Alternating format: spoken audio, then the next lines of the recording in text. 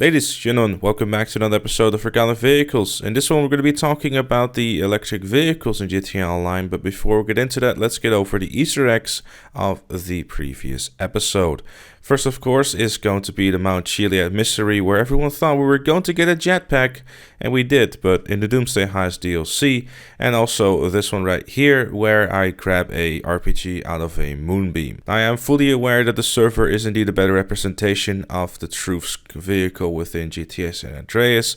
However, to kind of throw you off a little bit more, I wanted to stick with the name vehicle, which is of course also is the Moonbeam, like in San Andreas, and just kind of roll with that. But without further ado, let's dive into today's episode about electric vehicles. Electric vehicles in GTA Online always had a bit of a different kind of place, and if anything, I feel that they really have a bit of a weird spot to begin with.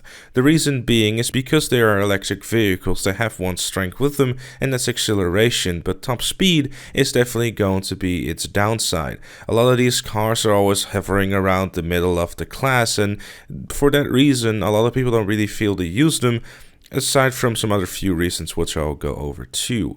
It all started with the Chameleon and with the Voltic and the Surge, and also the Dilettante at the start of the game, and the Chameleon being a vehicle that I've mentioned before in this series, so I won't go over it too much. But the electric cars in GTA Online are kind of a bit of a weird spot, because having looked up the prices of all these cars, the cheapest one is going to be the Raiden for the $1.3 million. And for that same price, or for a couple $100,000 more, you got yourself a Pariah, which is arguably a lot faster, and some might also say a lot better looking. Now, but if you take the Neon, for example, for $1.5 million, it's a good looking car. It's pretty decent too, but it's not gonna be beating any kind of cars inside of a race. And sure, there are certain tracks where electric vehicles are definitely going to shine, especially if you're in the corner heavy kind of track, and you should be doing much better than you would be doing with a Pariah, for example, because of that amount of acceleration. But the chances of you playing a track like that are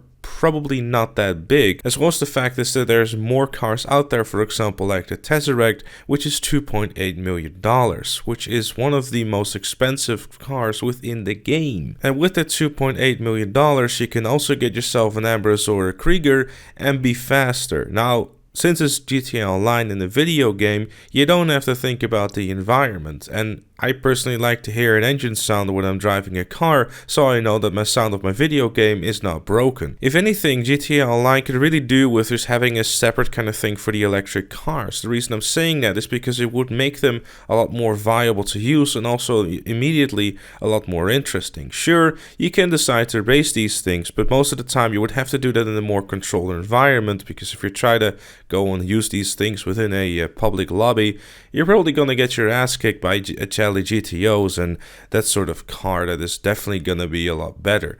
And in my personal opinion, I just think it's a lot more exciting to hear a cool engine sound rather than just hearing the birds cheep as you go past them. But of course, I'd love to know down below what you think about the electric cars within GTA Online. Leave a like if you enjoyed, subscribe for more, and I'll see you all later.